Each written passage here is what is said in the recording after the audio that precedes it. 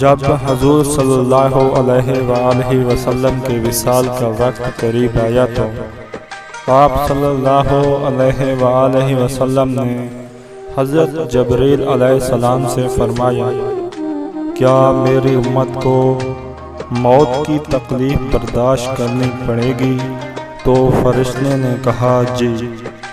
आप सल्लल्लाहु अलैहि वसल्लम की आँख मुबारक से आंसू जारी हो गए तो अल्लाह ताला ने फरमाया, ऐ मोहम्मद सल्लल्लाहु अलैहि वसल्लम, आपकी उम्मत अगर हर नमाज के बाद आयतुल कुर्सी पढ़ेगी तो मौत के वक्त उसका एक पाँव दुनिया में होगा और दूसरा जन्नत में।